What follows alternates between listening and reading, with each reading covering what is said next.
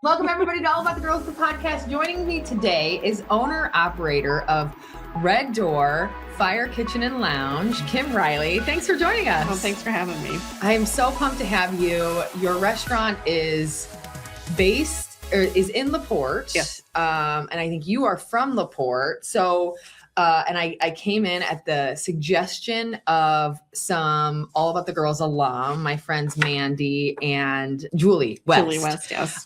So they're big supporters, yes, very but much everyone I've mentioned this restaurant to that has loved it. So you're Wonderful. Doing well, my Thank friend. And we'll dive into Red Lounge or Red Door all day, but let's bring it back as we do. Okay. Tell me a little bit about yourself. Are you from La Porte? Where were you born? Where were you raised? What did that look like? Tell me a little bit about yourself. So actually I was born and raised in Michigan City. Okay. But I had a very large extended family. My mom was one of 8. My dad was one of 7. Oh, wow. My mom's family was up in New Buffalo and farmland. They had about 40 acres where the casino is now. Oh, cool. And so every Sunday we would go up there for family dinner, the whole entire family. And so that was always a lot of fun. I love that. All the cousins became brothers, sisters. We were just one big, huge unit. And then I had relatives living here in the Port. And so a lot of summers we're here at Stone Lake having our celebrations for birthdays in the summertime or 4th of July or anything like that. So I say the whole entire area were my stomping grounds, and kind of grew up in all 3 areas. Yeah, like a little bit of New Buffalo because it's your summers and Exactly. it's your weekends, and then of course Michigan City because that's where you lived. But then I think the same thing growing up in La Porte. It's like the county's yours at some point. Like you just travel to all of them so much. And then, New Buffalo's right there. So it's perfect kind of area for you. Yeah. My oldest cousin, she always babysat all of us while my mom worked. My great grandmother had a house right on 12th there in New Buffalo. Okay. So we were running around the town like crazy. It was yours. It was, down at the beach all the time. Oh my gosh, at the library, and just having it was a great growing up experience. Yeah. So. And how many siblings do you have? I have one younger brother. Okay. That's fantastic. So you've got all of these cousins. My mom was one of 12. My dad was only one of 4, but same thing. Like you just have more cousins than you know what to do with at that point. That's wonderful. I love that so much. Ours were a lot more spread out, but it sounds like your guys's were pretty close. We were quite in age. Yes, quite close in age. So. And so went to high school in Michigan City, all that? Yeah, I was half Rogers, half Michigan City High. Okay. So we got to go through the transition of that, which was interesting. That's cool. It was neat having the whole community come together finally and stuff. I felt it made the community a little bit stronger. Yeah. Having just like one that school. Common goal to get to that one school. Yeah. Exactly. And then bring it all together. And yeah. That's fantastic. So did you... Tell me how you got from growing up in Michigan City to opening a restaurant in downtown La Porte, right on Lincoln Way. I have no idea. Yeah, like this is a jump. Maybe not in location, a huge jump, but that's a big leap. Yeah. Restaurant world is tough, I know, but you're killing it. So tell me a little bit about what happened in between. Oh, a lot actually. One, I like to jump in the deep end with both feet. So it's good. Like whenever there's an idea, I was like, yeah, let's do it. So that's me through and through. But out of high school, I met my husband in high school. He joined the Navy. We ran over to Virginia for 3 years, ran out to California for 6 months to finish his term. Oh, wow. So traveled a little. That's cool. Traveled a little bit and then got back here and started working at Blue Chip Casino in the finance department. I received my associate's degree in accounting between PNC and I went to Norfolk University for a semester while I was in Virginia. I was always in the food. Food was always around. Okay. Grandma. Yeah. My mom's it sounds side. like growing up even. Right. Yeah. Always having Sunday dinners. She cleaned houses and for her clients, she would do private catering events if they ever needed something for a celebration. And so, of course, she would drag my aunts. My mom would drag me to help support and everything. So you're a server on weekends, exactly. 12 years old or whatever. Yeah. And then let's see, my mom and dad ran the Michigan City Music Festival back in, I think it was probably the 90s or so. Oh, cool. And so I was in the concession stand helping my mom sell the food. I was in Girl Scouts pretty much my whole life. Okay. We did a concession stand at the parish bingo. So there as well. Cool. So I've always had it in my life one way or another. Then I don't know. And I got divorced.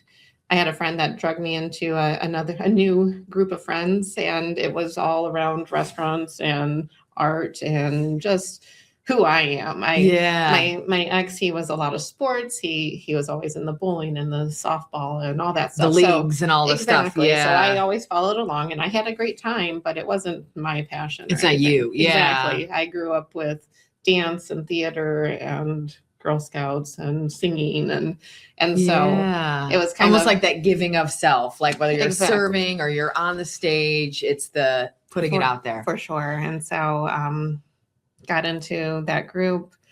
It was always within restaurants. I became friends with the restaurant owner and stuff, and started following along and helping on the book side of it because I had the accounting background. And then I would start running the cash register at one of the locations, or I would start doing a little bit of hosting or a little bit of serving here and there. And so it just evolved and it evolved and evolved. And this partner, he found this space in the port, and he's like, what about this? I'm like, jumping in, like I said, the deep end with both feet all at once. Yeah. Let's do this. And so we did. And that's fantastic. It's been a wild ride. Really, and when did you open? We'll be 4 years old at the end of this June. So okay. I think it was 22 maybe. Yeah, that makes sense math wise. That's great. Man, and I'm, as most know now, I'm dabbling in starting my own company. Mm-hmm. So, and it's been terrifying. I can only imagine, especially with the brick and mortar, like now I have a rent and people have to come in. Tell me a little bit about that process and how you got through all of that. Just by the skin of my teeth, a lot of support. I don't even know. And almost like a blind jump, right? That 2 feet in was also like with a blindfold on. I thought I knew what I was doing.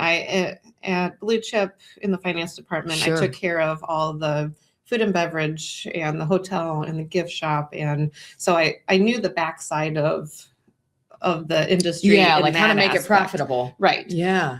And then dabbling in all these things with my partner, I thought I knew how to run a front of house or do anything like that. And when we were going to open, we thought we were going to have a general manager. We thought we were going to have a full kitchen, a full front of house staff. Sure. And it didn't happen. Not at all. Hiring is tough. Hiring is tough.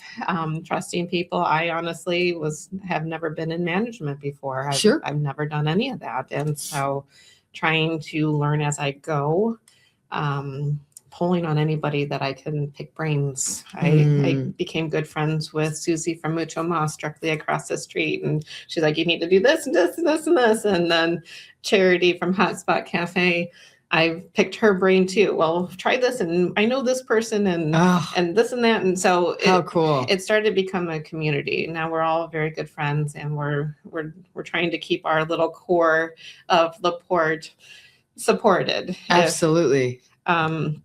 If I need limes, I run to Susie. Hey, I need limes. I'm all out. She hands them over. And she can help, and you can get her the milk or whatever she needs. We support each other in any way possible. And that's so lovely because I think in such a tough industry, being across from another restaurant, there's potential for you to be like, you stay over there and I'll stay over here. Yes. But we know that usually doesn't work as well as we expect, right? Exactly. Like the plan is then you keep your business and I keep mine. But if we can work together, the business is going to cross that street. Exactly. So should you. Right. That's what I say, that everybody cannot eat at the same restaurant every single day of the No, month. They want to switch it up. And what you bring and what she brings are totally different things. And that's great. Exactly. And so that's what we're trying to develop in the port is a more of a community base, because we are a lot of, you stay over there and you stay over there.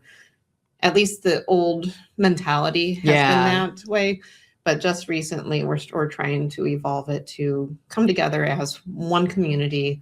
Let's support each other. Let's have fun. Let's help each other out. So. That's fantastic. I love it so much. You guys are doing wonderful things. And I think you're right. Like, I'll go to Mucho Mas if I want something Mexican, obviously, but also something fast. Exactly. I'm going to come to your spot. If it's something I want to sit, have a drink with friends or something like that. And then you can pop over to the cafe for coffee because it's wonderful. And then you can go to the Drift if you want something more formal, or for me, if it's Tuesday and you're not open, I'll pick you first. So I think there is it's a great variety, and it's a great way to do that. And it's great to hear that the owners are like that, or at least I'm sure not everybody, but for the most part, they're all really trying to grow together. We're working on that. Yeah. Yeah. What is it? All boats rise at the tide or whatever. Like that's very real. And I think that's definitely what it sounds like you guys are doing. For sure. I love it. So your 4-year-old restaurant, your background, what would you call this chapter if your life was a book? Oh. Maybe that's the title. Whoa. I don't even know. I am fully immersed in my restaurant right now.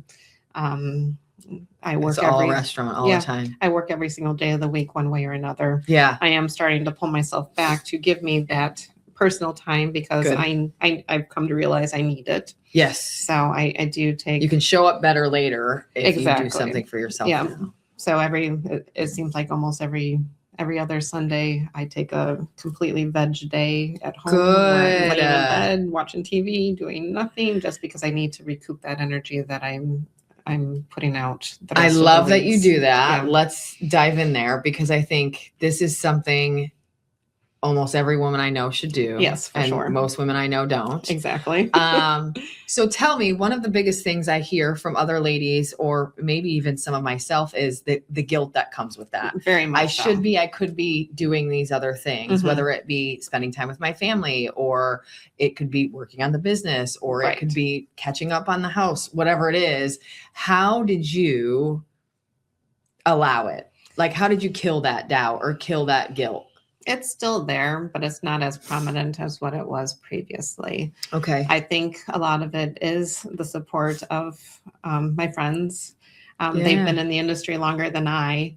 And they're saying, like, you need to do this. You need to stop. You need to slow down. And how do I do this? And they just do it. And so once you do it a few times, it starts to become easier. Okay. Yeah, I get up out of bed. I do throw another load of laundry in just to keep things moving. But it's not, okay, I have to run around the house and clean everything. Okay, I can take a little bit of chunks of my time in the morning. Let's get this room wiped up, cleaned up. I live by myself, so I don't make a huge mess. Okay, there's perfect. Only a couple Easier rooms to that upkeep. I live in. Exactly. So it's like, okay, this day we're going to clean up the bathroom. This day we're going to clean up the bedroom. This day we're going to clean up the kitchen. Yeah. And it just keeps moving. And having that time to just veg. Yes, I have a fire list. I call it a fire list. It's 1,000,000 miles long for the restaurant, but it's always going to be there. Yep. And even if you finished it all tomorrow, exactly, the next day would come with a new one. Exactly. And so it's like, okay, I know there's certain things. I'm also a procrastinator. I do admit that. And I am a deadline queen. Okay. So I feel very akin to this. So no problem. You're talking to the right person. So yes, there's a lot of things that, I could be getting done, but it's the deadline's not here yet. Yep. So if I can make sure that I get the deadlines done that have to be done. Yeah. What's due tomorrow. Exactly. And I'll do that now. I'm feeling better. Okay. So I got that caught up. All right. I'm going to take my break. I'm absolutely the same. I've also gotten sick in the past. I ended up into the emergency room before I opened the restaurant. I was working my normal 40-hour work week. Plus I was on the weekends helping with restaurants, or I did have a food truck as well in between all of this. Ugh. And so constantly running around doing something, but that's who I am. I've always been that person.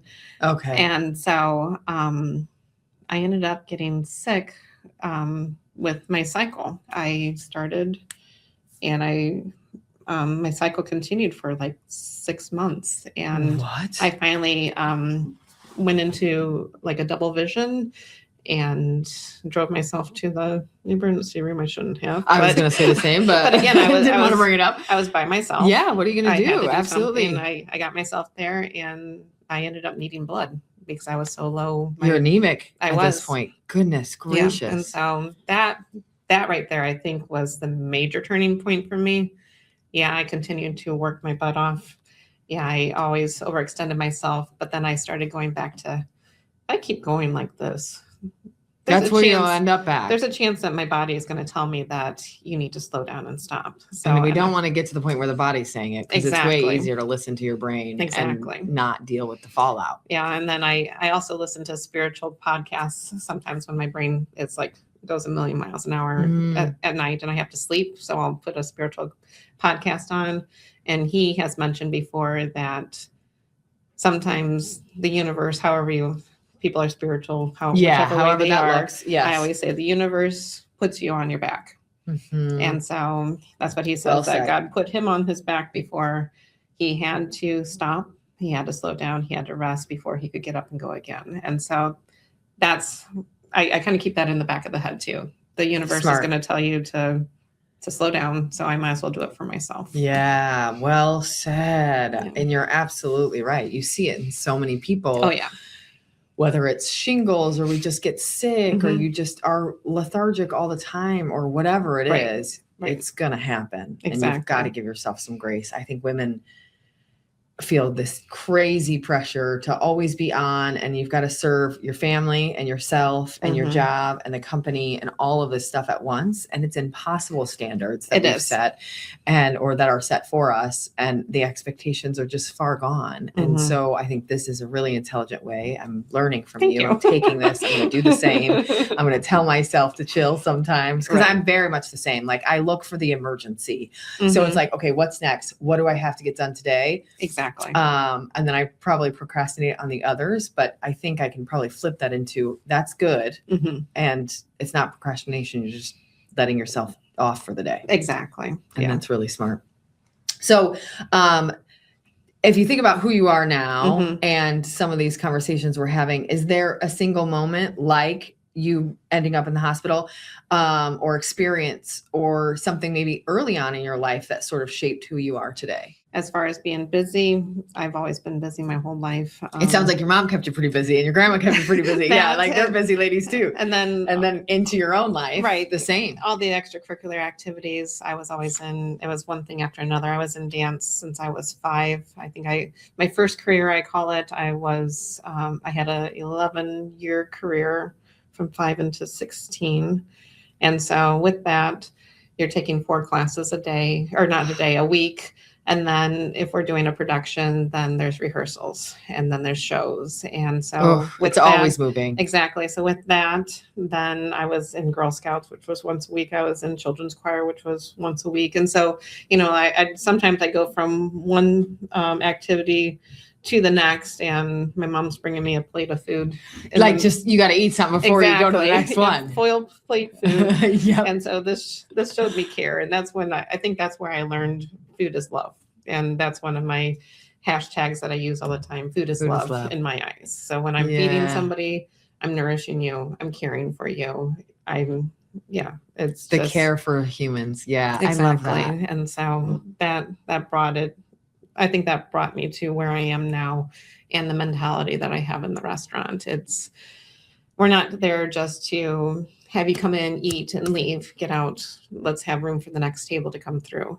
We're not that type of place. Yeah. It's sit back, relax, enjoy yourself, pretend you're on vacation, take a mini time out. And this, I guess maybe that relates back to me running around with my head cut off, that now I'm giving people a space to sit, linger a little bit, however long you need. Some people come in at the time that we open until the time we close. And I have definitely been there for several hours before, and it's been lovely. And it is. It's just whether it's a lunch with a friend you haven't seen for a while. I've done that recently there, or I've done the group thing there. And it's just, it's lovely. And you come out refreshed a bit and just feeling good and just, okay, now I can tackle the day again, you know? Yeah. Like I feel full again. And that's my tummy and my soul and all those things included. Yeah. And that's how my staff treats you. My staff treats you as family and friends. Like, oh, how you doing today? And how is your daughter's piano recital? And you went on that vacation? How was it? You know, that's really that's great. who we are. We're not just trying to hurry up and get you out for the next person. We're making those connections. Yeah. So well, and I met you once.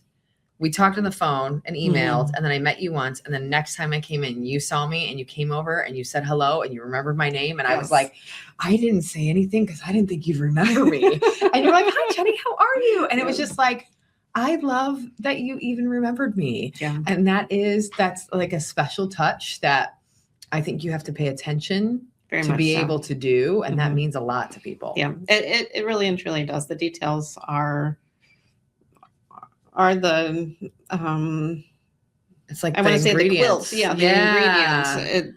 It's details, like one of your ingredients. Very much so. It's the experience. It's the whole entire the enchilada, so to say. Yeah, absolutely. It is. It's the space. It's the feelings. It's the look. It's the taste. It's the smell. It's the camaraderie. Yeah, the friendliness of everybody in the door. Everything. The experience from when you walk in until you walk out. Everything you see and hear and smell and all of it. Yeah. And as I get into the service industry more, I'm learning these things. And I think it's so smart because same thing. I want to create an experience for a person because that's what will set me apart. Anyone can scrub a toilet. Candidly. Like every human in the world can, but I want to elevate that space to be a real business with insurance and a human that comes with a smile that you can trust in your home, that knows what they're doing. That isn't just, the fly by night. It's real. And I think that's what you have created is the space and the team and the place for people to come and gather and feel good. And I think that's thank you. hard to do. So well done. Yes. Well done.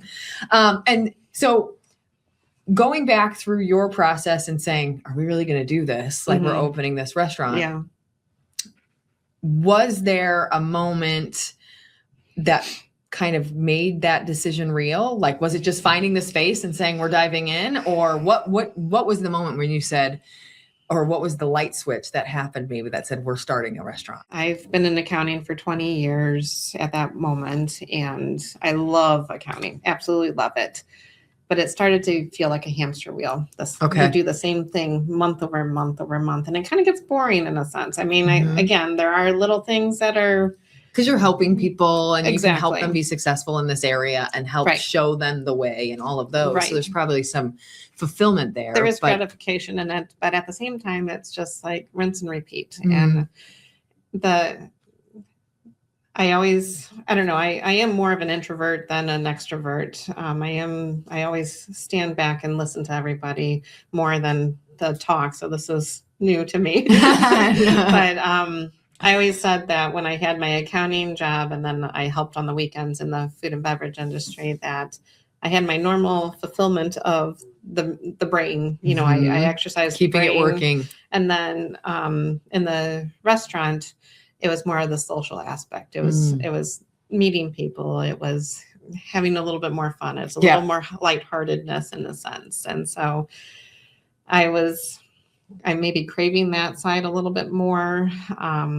Wanted to get off that hamster wheel, punching the clock. And, I'm thinking I could be a little bit freer having my own restaurant. And I've never worked so many hours in my life. I could be free to work 1 million hours for myself. It's great. But at the end of the day, I love the chaos. I love to see how much we can get done when it's a busy night and I'm just running my butt off back and forth behind the bar. I'm the bartender. I like to see how much I got done afterwards. And my body is exhausted. My brain is exhausted because I'm using it all at that point. And normal bars, you're usually making the drinks in front of the guest. Me, I'm a little different. My back is always facing everybody. And so every once in a while, when I stop to make one of my cocktails on a busy night, I kind of zone everything out and I start listening into the the sound of the restaurant. And what's behind you? What's happening? And it just feels so good. It feels alive. It feels like it's bustling, and there's so much going on. And it's just a neat experience just to say, okay, that's mine. And you did it's this. like, yeah. All right, let's do this some more. So it's hard to really incredible to explain, but no, I think you're doing it very well. It's fantastic. Obviously, this is a different interview because you're in the restaurant world, and I don't have a ton of folks in the restaurant world, so I'm very interested. How did the menu items, and we can both, cocktails, mocktails. I love that you have some great mocktails, cocktails, and food. Where did that inspiration come? You are Americana. You've got this very eclectic. We're very eclectic. I almost want to call us global or worldly. Yeah. We started out as Mediterranean. Okay. Not full-fledged Mediterranean, but a lot of inspiration from the Mediterranean foods. And falafel and items like that are just wonderful. I then took it a little bit step further of Mediterranean and saying that we are Mediterranean in the fact that we utilize all the countries around the Mediterranean Sea. So, of course, we have the pizzas from Italy. We have influences from Spain and from Greece and from France and Lebanon and Egypt and Morocco. And so there's at least 13 countries around the Mediterranean Sea that we can pull from, and they all have their distinct flavors. And so we do use a lot of Mediterranean spices. We used to ship them in from overseas, but now I'm making them myself. And okay, that's incredible. Yeah, I never thought I would ever be doing that, but it's a lot of fun to be able to say, okay, this is my spice blend now. Yeah, that's a wild option. Yeah. And so, yes, it's got to feel good. Like I'm creating the spice that's going into the recipe that I also created. That's food that I've created. Like that's exactly like meta. It's And so we are almost 100% scratch made kitchen. That was very important to me. A lot of restaurants have taken that step back to start using pre-made food. And unfortunately, it doesn't always pull it off. Yeah, right. It doesn't always work. My thing is that we opened right after COVID. During COVID, everyone became their own personal chef. Yes. And so there was nothing else to do. We just cook at home. We cooked and made drinks, And so we had to give people a reason to come out. Yeah. And so to have good food was a priority for me.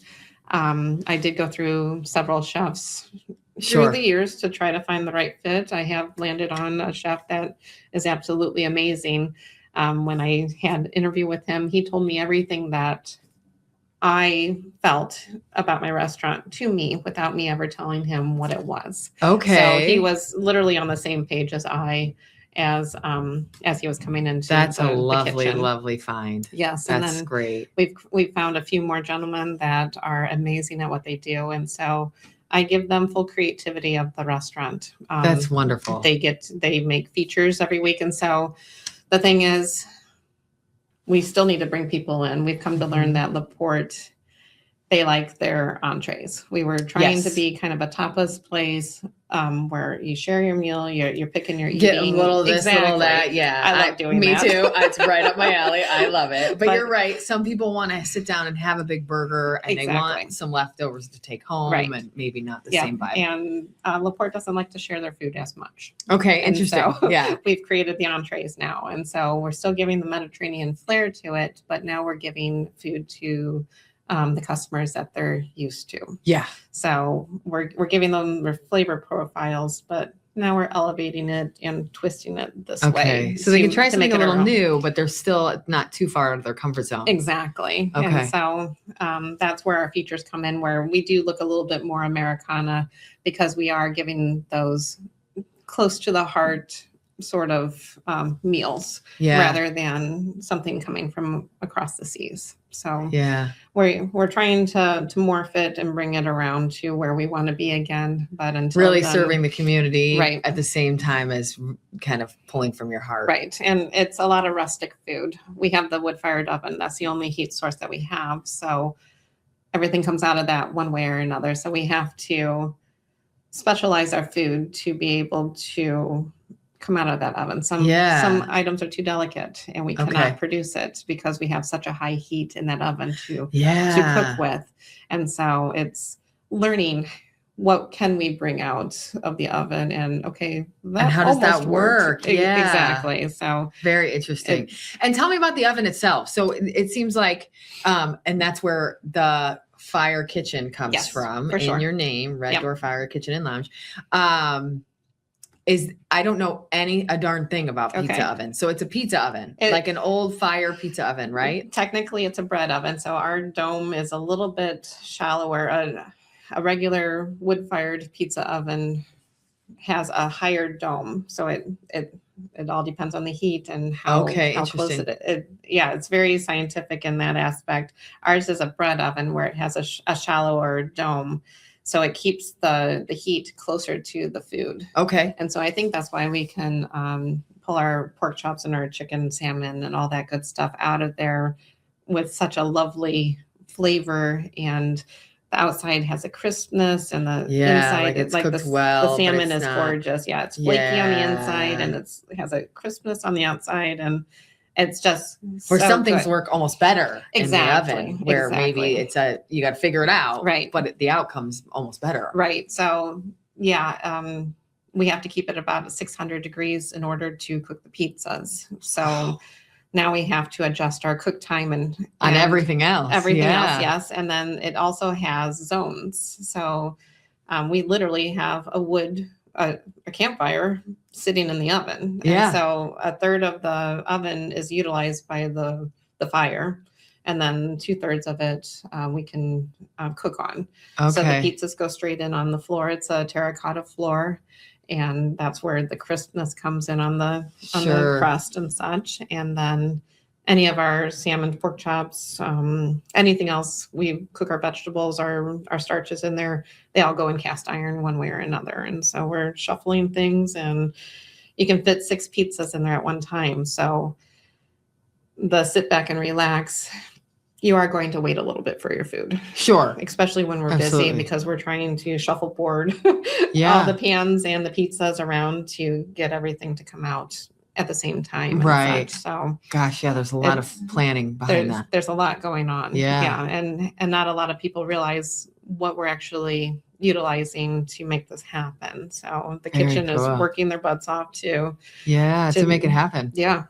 And did you bring in this oven? We did. Yep. We bought it and we actually built it. I've built it 3 times now. Oh my goodness. I don't even know what that takes. No, the first time we had somebody come in to try to help us, and it wasn't built properly. So then I tore it apart, and with some other friends, I built it again. And then it started collapsing a little bit. And so I had to build it a 3rd time. I think it was 2 years ago now. So wow. But they're huge bricks that are just shaped like this. There's about 5 or 6 of them with a little circle that goes on top to hold it all together. And it's just the weight of the bricks leaning against each other that hold it up. There are some wires that you have to twist together they're kind of the safety net, so to say. But yeah, it's just and you have to start the fire probably every day. Every day, yeah. Are you good at that now? I don't have to do it anymore. Okay, you got the chef doing it. I did do it the team the first few years before, but I became a pretty good firebug. What an odd trait that you never knew you were going to have to learn. Exactly. Like what a weird thing that you never would have guessed in your million years that you were going to have to No, learn. I never knew I would be in the position that I am right now. Yeah. So it's so fun. Looking back at, kind of this 4 years in restaurant and everything you've learned and all that you've gone through and all that you've worked on, how has your idea of success changed? Like, what did that look like maybe when you started versus today? When you look at it, you literally look at numbers. Especially with your background, you're probably only looking at numbers at least at first, right? Yeah, you're comparing it to past restaurants that have been around. Okay, this many people charging this plate. We're gonna be hitting this number yearly. And in all honesty, most people's eyes, numbers, profit, that always equals success. Yeah. I've never been a money person. Okay. I'm not one that money, money, money, money. You're not here for that no. side of the success. I feel successful in the connections that we've made, the experiences that we're producing. It feels good. And when something feels good, that feels successful to me. And so, no, I'm not making $1 million. No, we're not, big booming.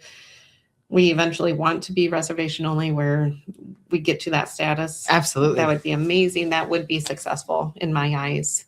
We're still working on that, but it's all about the connections. It's all about the community. It's all about coming together. Yeah, absolutely. And similarly, and I mentioned lightly earlier, and we talked off camera a little bit too, on the cocktail and mocktail side, knowing that's probably where my knowledge base is more than the food. And knowing the cocktail bartending world more better. I was going to say, sure. Let's just keep that in there. More better. I feel a lot of heart in just looking at those cocktail and mocktail menu, a lot of knowledge, it looks like, but also just a lot of fun and a lot of heart. Like, did you make that menu? Did you decide that you're going to have the smoked old fashions on there? Or is that your team, or where did that come from? Well, at the very beginning, again, we were looking to be a destination. Everybody has the same mainstream liquor. And everybody has, Tito's, everybody has Jack, everybody has whatever they are. Again, we want to pull people out of the house, give them an experience. And so it was my idea to give them something different. Yeah. Give them better product. And so we went to their purveyors and said, hey, we want something that nobody else is carrying. How can we set ourselves apart? Right. And so that's what we did. We tasted, we tried, we played around. And I did have a beverage manager at the very beginning. I called him my encyclopedia of all things liquid. And he handpicked pretty much everything on my wall. Really? And then once we started going, once our purveyors realized what we are looking for, they're like, hey, we've got this cool product that nobody else has that they're wiping the dust off of, but we want you to try it because it tastes so good.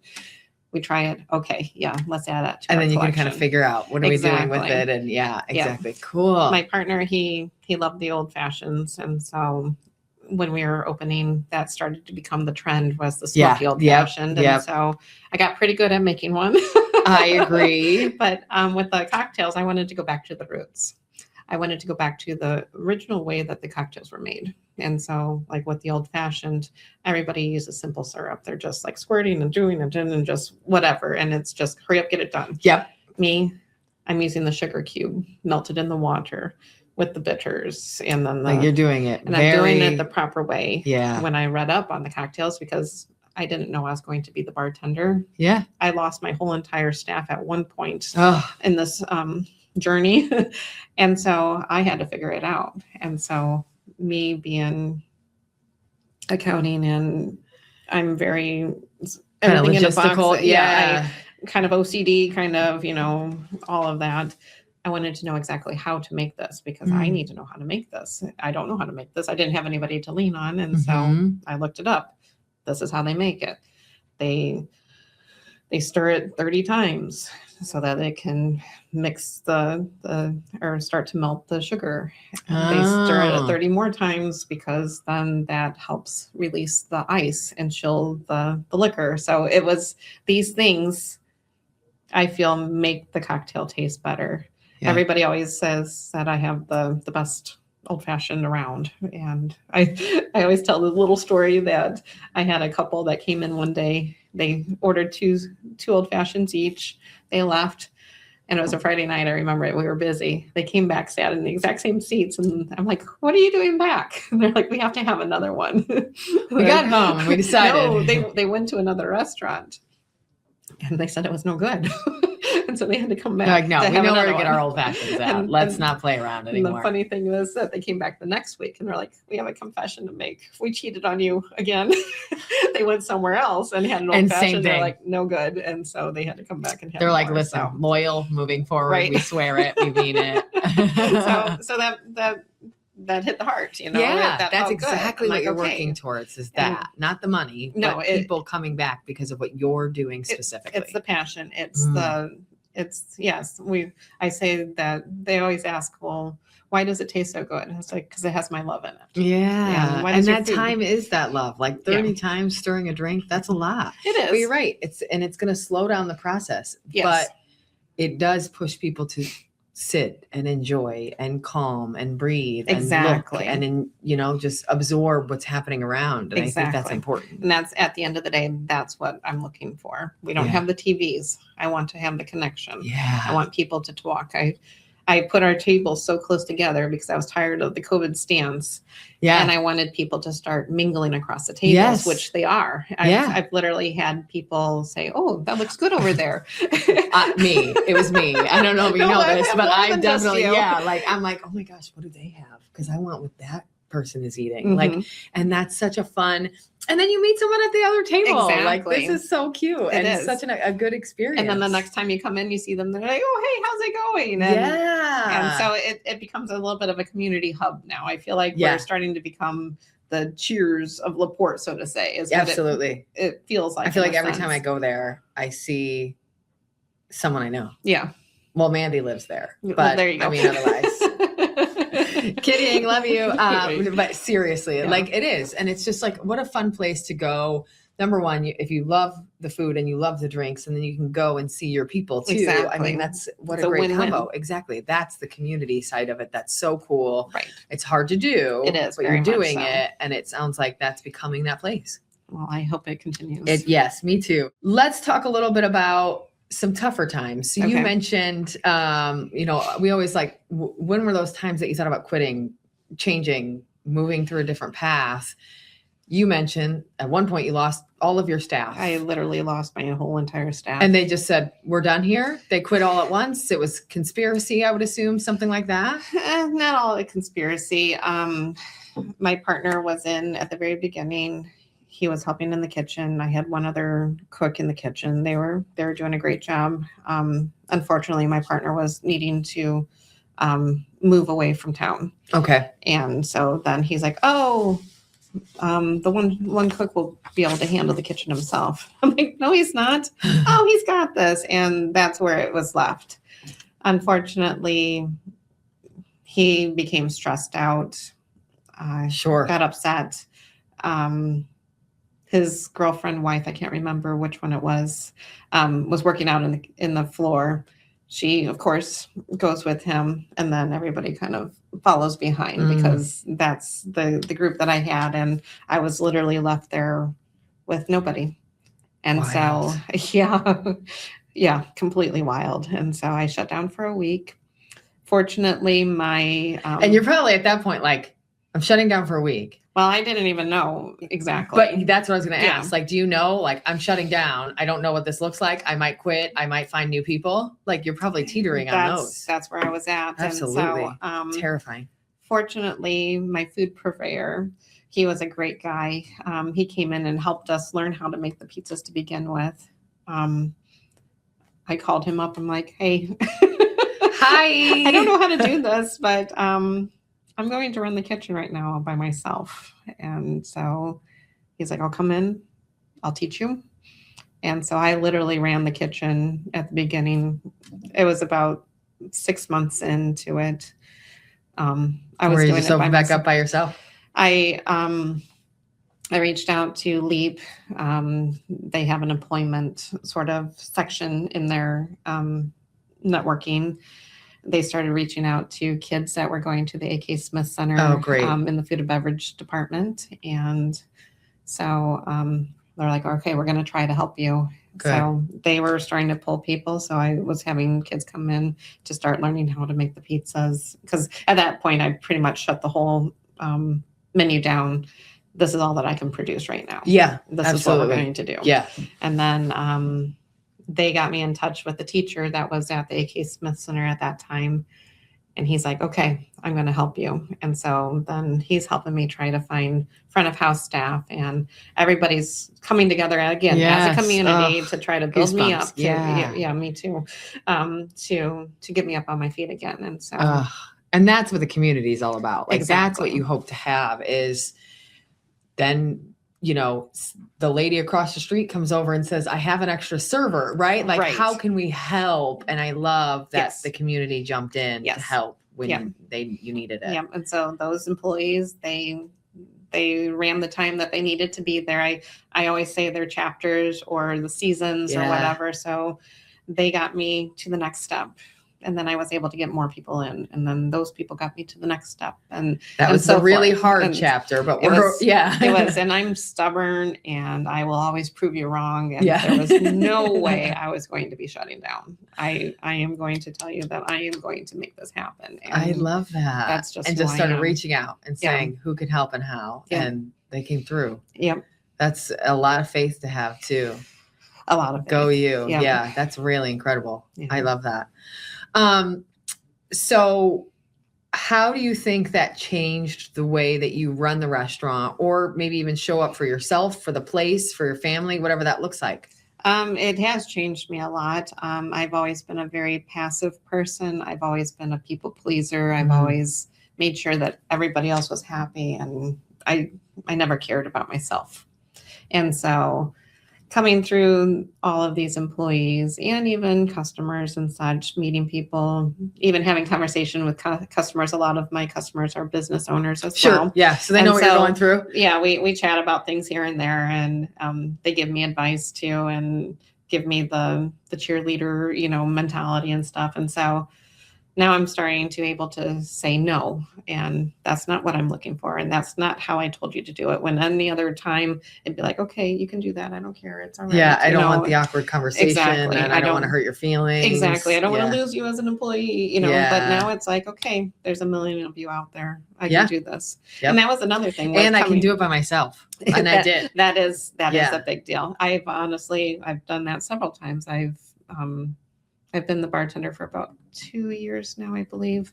And there's been times where we had a fight in the kitchen, and my server walked out, and then my other server walked out. And now I'm standing here by myself with people at tables. And you're not even sure what's in process. No, and so I finish out the night, and I've run a full floor by myself, making the most money that we've ever made in a night by myself, because I've had servers that gotten sick or just called off or this or that. And so when you say that I've got that mentality, I've got that mentality. And if I can do it, then anybody else can do it. And so now I have a little bit of leverage on my front of house. It's like you've got confidence, that like a leg to stand on. It's like not only is this the way I want it done? Right. It's the way I do it when I do this. Exactly. And I have, so it's not impossible. Exactly. I do it this way. I'm the owner, and I'm asking you to do it this way too, because I have as well. And it's just so easy to be confident in that decision when you know it works because you've done it yourself. Exactly. And now these employees that are trying to push the envelope. Yeah. No, not doing it. No. And when they start to get upset, don't care. Yeah. Yeah. Well, this is your job. Exactly. As it was laid out. Yeah, absolutely. And it's like, I want everyone to be happy, but at the end of the day, we're here to do a job, and that might not make everybody happy. Exactly. Yeah. We might not be your fit. You might not be our fit. Yeah. We tried. Okay, let's move on to the next one. So next is a is definitely a statement that I've put into my vocabulary. So. Yeah. Next. Yes. Well said. And that probably helps with a lot of self-doubt stuff too. I think we women in general, and I think candidly people, everyone deals with a lot of self-doubt. We're comparing ourselves to others. We're always probably in your world looking at other restaurants and how they're doing and what they're doing and all those things. But when you can stand up and be that confident, it probably helps with a lot of the doubt too. This is the route. It does. And then just having the support system in my kitchen as well. My chef, he's very supportive in my decisions, and we do bounce ideas off of each other all the time. He's had, he didn't go to school, but he's had several years in the industry. He actually took a break from it, received an engineering degree, and then with his girlfriend, just kind of mulling things over. And she's like, if you love it, do it. And so I feel like he kind of just was like placed into my my life that at the right time. Person to add. Yeah. So he has quite a bit of experience, and so I'm able to bounce things off of him. Well, do you think about this, and how do we do this, and why are we doing it this way? That sort of thing. So that's helpful as well. Whereas at the beginning, I was almost doing it practically all on my own, not knowing right. And now from you wrong. have this great outlet that's got some background. Exactly. And now the two of you together is so powerful. It's almost unstoppable. Is what it feels like. So, that's good. And that confidence that comes with that. I mean, sure. Same thing as you said before, the universe will put you on your back if you need it, but it'll bring you those people when you need them too. That's right. And you were ready for it and you were open to it. And it sounds like it's your perfect fit. That's wonderful. And what boundary do you think, and maybe this is your Sundays, has made the biggest difference in your life? What is that boundary that you've placed, whether it be how those team members treat you, how you treat yourself, when you turn off? What is that boundary that you've created that has made the biggest difference? I think you're right. It is the Sundays. I would work like full 8-hour days every single day that I was off of our normal service days. Wow. Now it's more of a 4-hour day. If I feel like I want to go do some retail therapy, even if it is just walking around the stores. Yes, window shopping, just walking, getting some steps and looking at fun stuff. Who cares? It feels good. Yeah. I always say that I've always gravitated towards the statement that I'm a pitcher. You pour yourself out to everybody throughout the whole entire week, and then you got to fill yourself up. Yes. My filling up is solitude. I like being by myself. I have to be by myself. You need your alone time in order to be able to pour it all out again. And so Sundays are that day for me. I putz around a little bit. I go to church. We go to breakfast. Sometimes I get my nails done, retail binge therapy, watch some TV, like really whatever you want. Yeah. Usually I do run to the restaurant for a few hours. I have to do inventory so that we can do the orders and such. Sure. And I'm a little control freak on that side still. That's okay. Yeah. The accounting in me. Yeah. And then, it's like I grab up a few things and go home. Good. Make a meal, sit, watch, hang out with a friend, so that's creating that space for yourself. Exactly.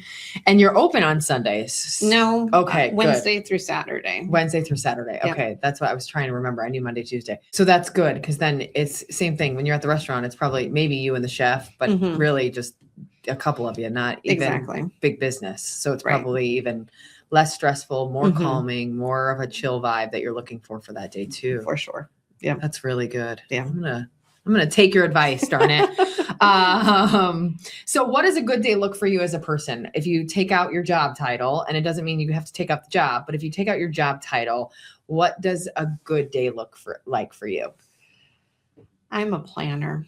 I always set up, I need to get this done, this done, this done, this done, this done. And it never happens.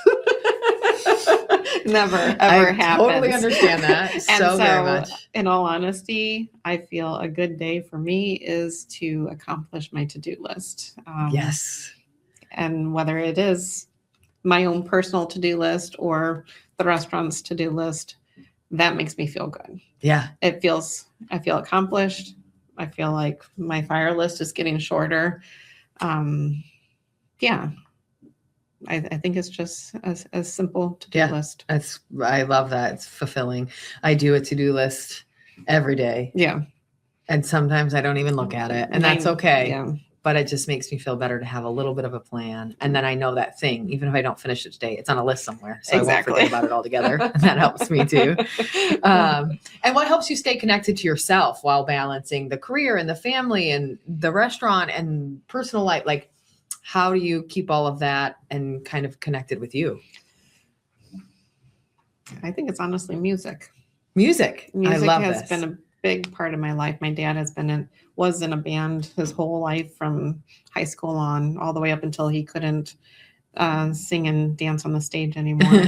And my mom said that they used to have band practice in the house. Okay. In the basement. While I was a baby, my crib would literally bounce across the floor while they were practicing while I was sleeping. And so I think it's been a piece of you forever. It has been.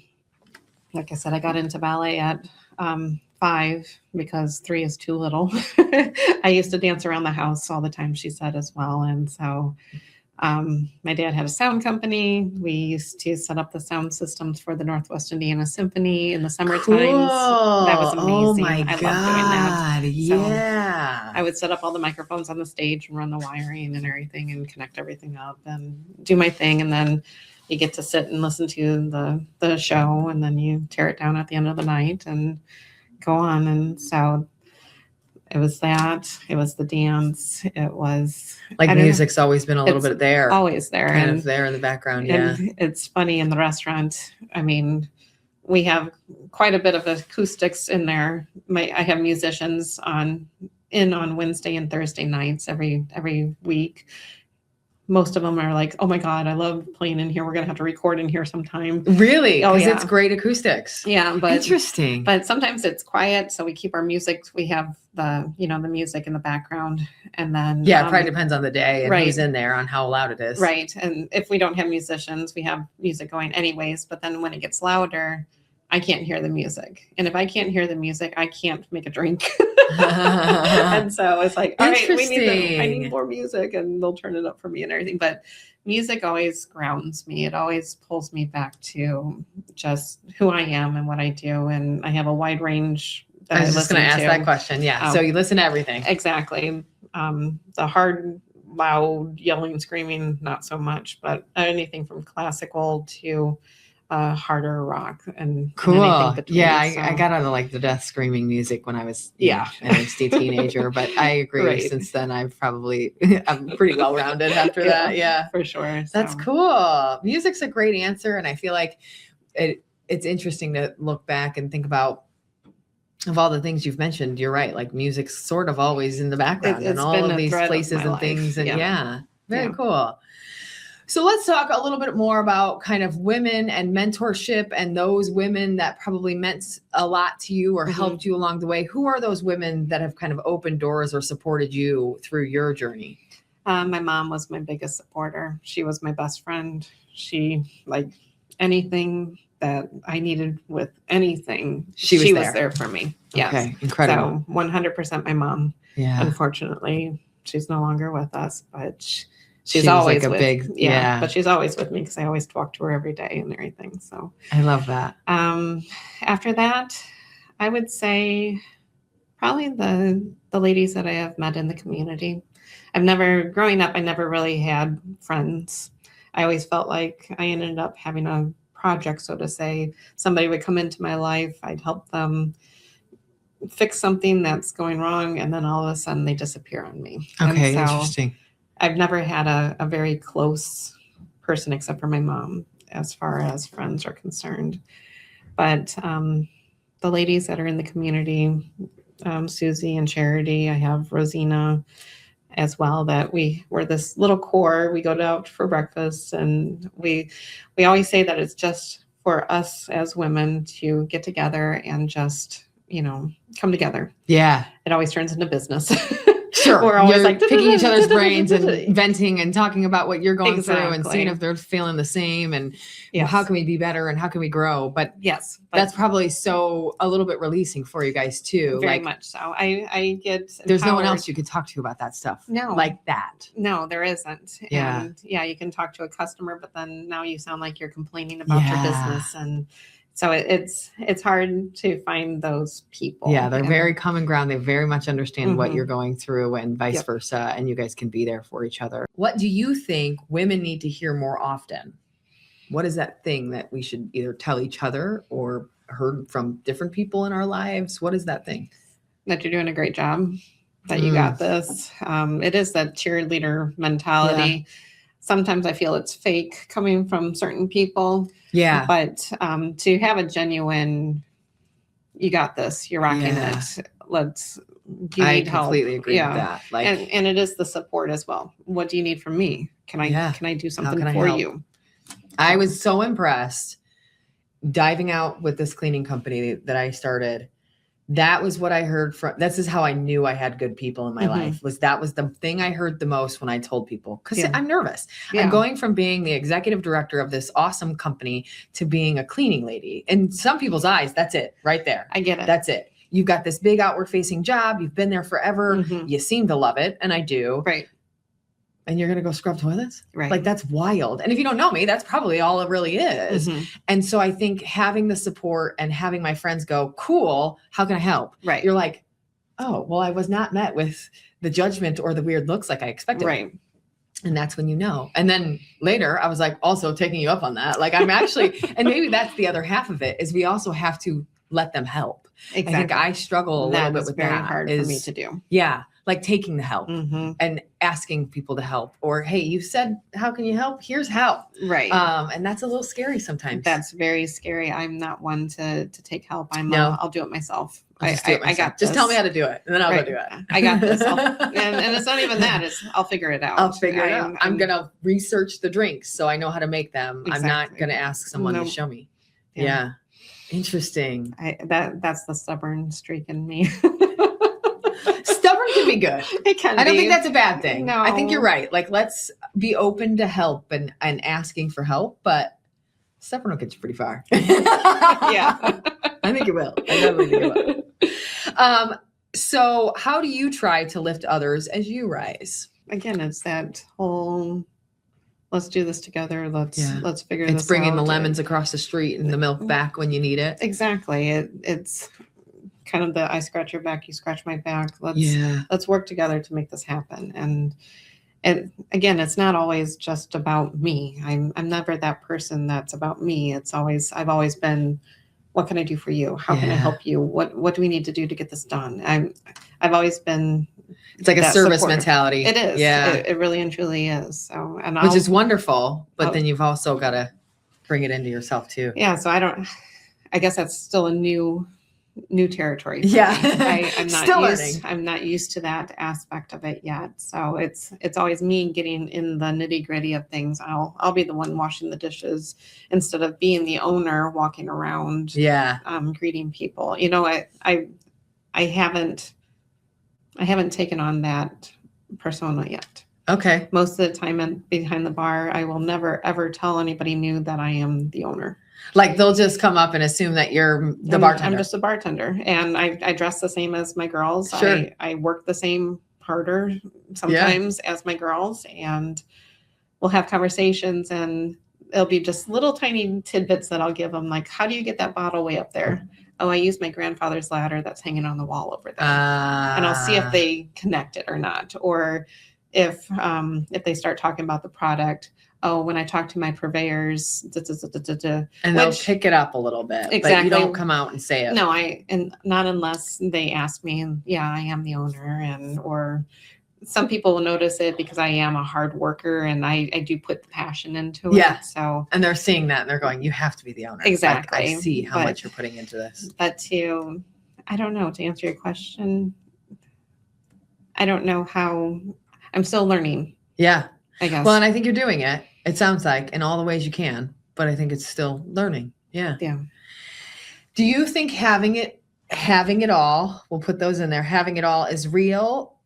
Or if not, how should we redefine that?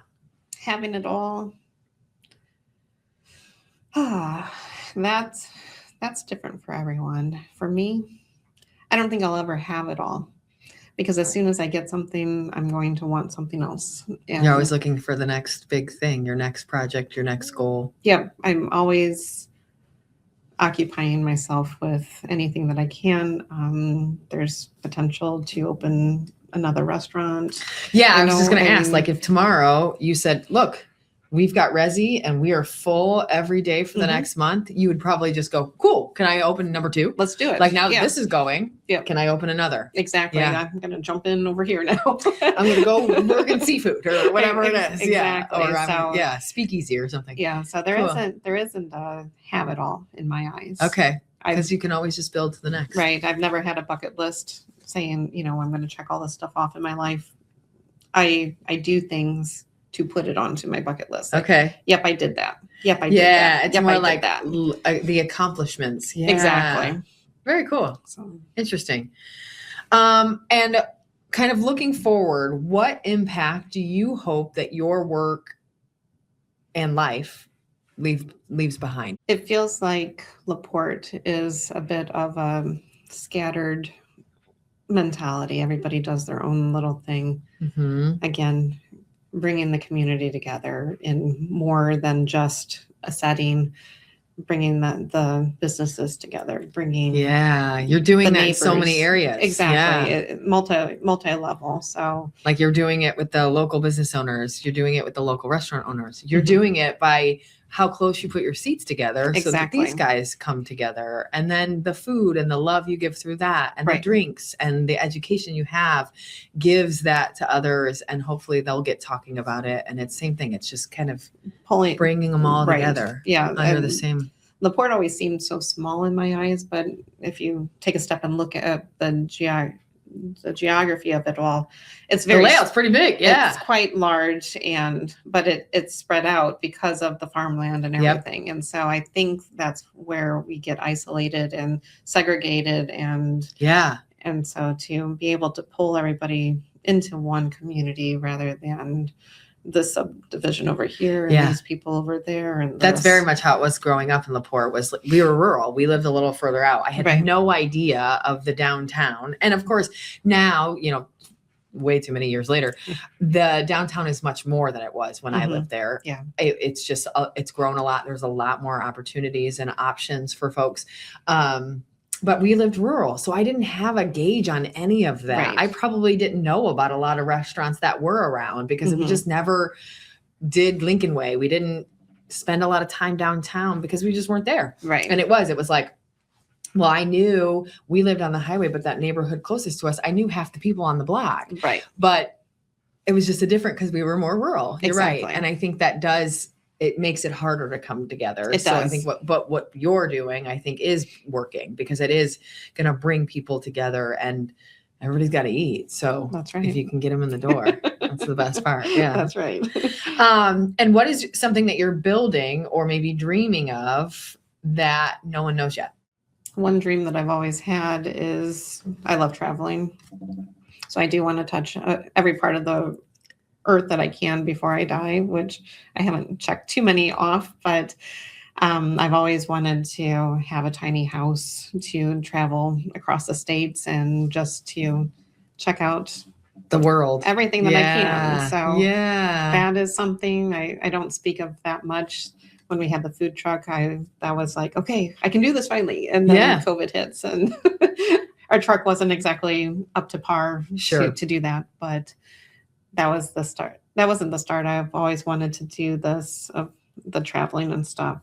And like that the initial reinforcement you needed. I was like, okay, this is my step. This is my jump off point that I could make income and travel. It would have been a lot harder than I thought it was going to be. At the knowing end of the everything day. you know now. Exactly. I'm like, I'm glad that kind of didn't happen right now.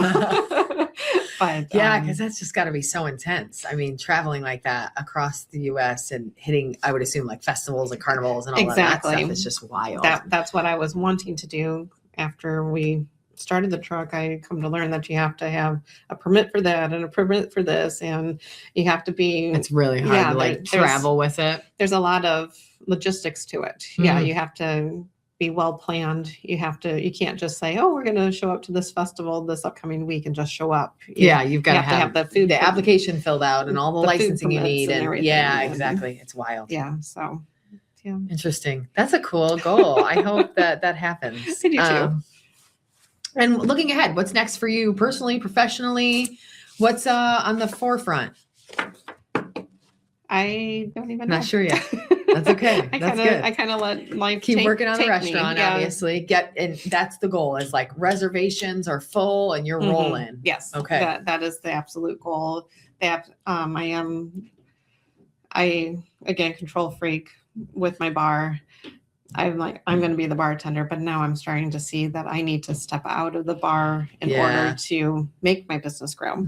So yes, it is starting to find that replacement I mean, these are small that can be up to things. your par though. Exactly. And that's a big deal, I think. Whether it's training somebody fresh Yeah. or just somebody being dropped into my space again. Yeah, So. exactly. Waiting for another maybe potential perfect fit for those people. Exactly. So if you guys know someone, but they need to be trustworthy, well-educated, willing to learn. This is, I mean, bartending's a great job, but it's also comes with a lot of responsibility, especially for a locally owned small restaurant. Like it's the bread and butter. Can make or break. Exactly. Yeah. And so it's got to be someone very trustworthy that you can really get to know. Like this is going to become a person, like a family member at some point, right?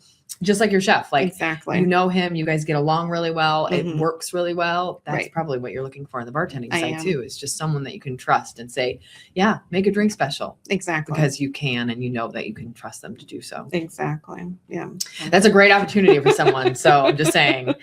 Okay. So ready for the quick response questions? We've made it to that point in the podcast. She mentioned Kim might be a little nervous.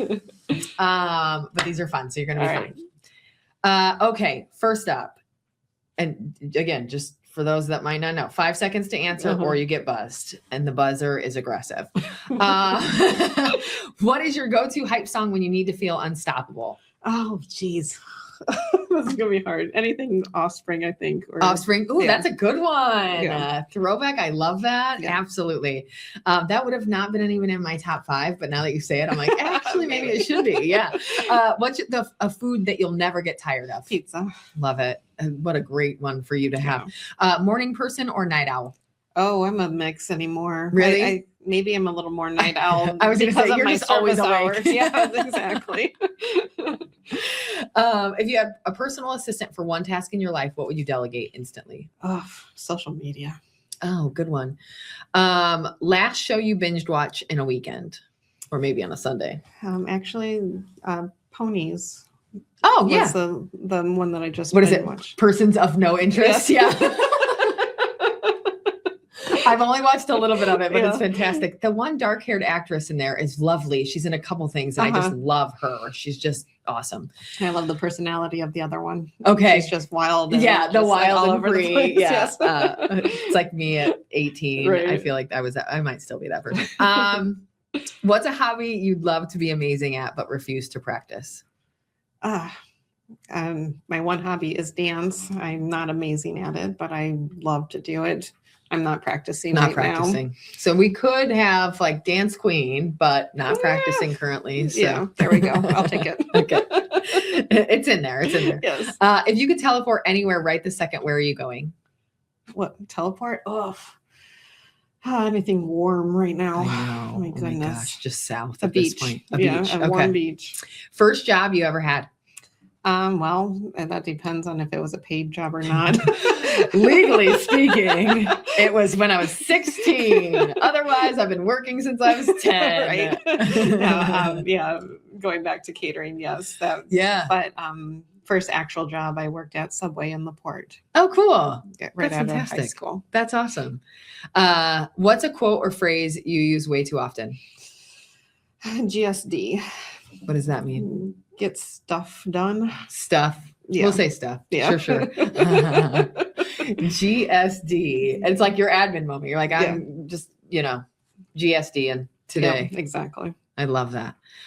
Or yell it at everyone else. Right, yeah. GSD, folks. GSD. There's a lot of that too. That's fun. I like that. I don't have anybody to yell at, but I feel like I need to.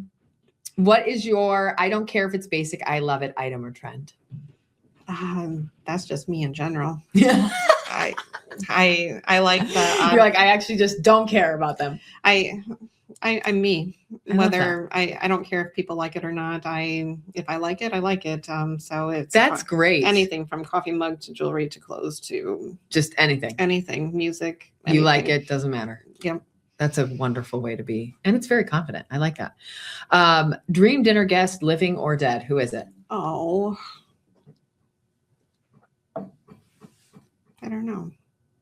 Right now, if it was, I guess my mom. That's perfect. Text, call, or voice note? Text. Same girl. What app do you open more often than you'd like to admit?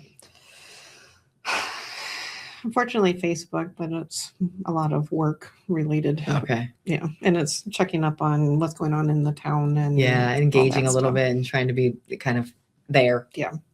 What's one word? Last one. See, you've made it. Yeah, I did. What's one word you hope people use to describe you 20 years from now? Maybe caring. Caring. I love it. Perfect. You made it. I did it. Yay. No buzzes. That dinner guest one got close, but you pulled it out. I was like, oh wait, I'm counting. I forgot. So we gave it. Thank you. Yeah. Okay, so you made it through. I think you mentioned, is this your first podcast? Oh yeah. Okay.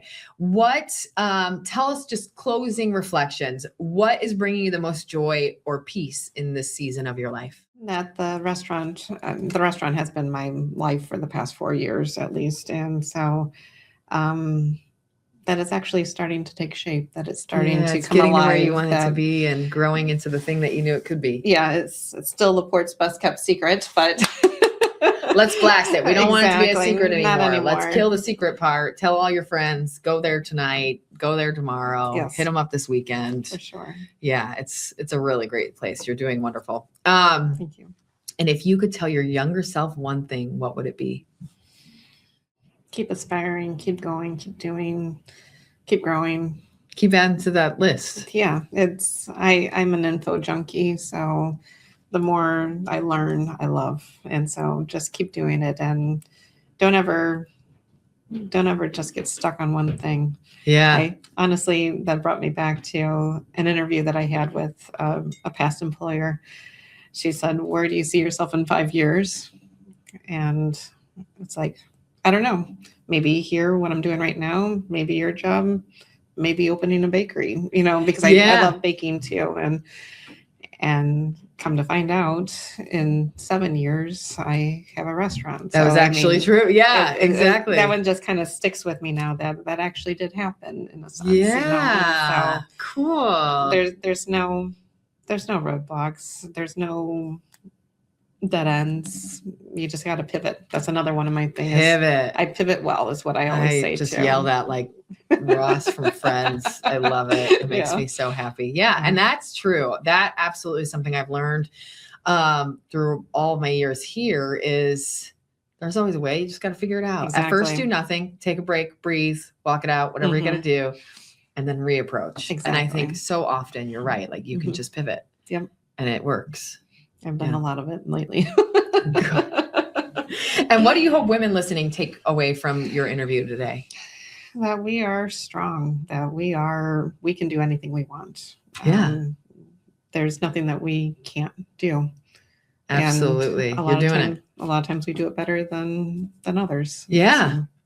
Well said. I absolutely think that's very true for you. I think you're killing it in the space. It's awesome. Like I said, I met you from those lovely ladies, Julie and Mandy, and have just this little baby peek into knowing you for 6 or 8 months now or something. So I think it's been awesome to see that little piece, but I know I'm coming in, probably 4 years too late and, that's all right. And watching from a different perspective, but it's been awesome to do it. You're amazing. If you guys have not been, get over to Red Door Fire Kitchen and Lounge in LaPorte, right on Lincoln Way. It's an awesome spot. And meet Kim. She'll probably make your drinks. And most likely I will. Well, thank you so much for being here today. I appreciate it a ton. Again, everybody, if you have not, our All About the Girls tickets for the June event, June 25th, 2026, are on sale. So get those. Connect with Kim. Where can people find you online? Do you want them just straight to the restaurant page is the best, it sounds like? Yes, it is. Yep. And the restaurant page is on social media, so you can find it, Red Door, all over the place. Look for that specific Fire Kitchen and Lounge part, because if there's any others, that'll set you apart. Connect, stop in, come to the restaurant, support. It's a great place. And thanks so much for joining us today. Well, thanks for having me. Take care, guys. Bye.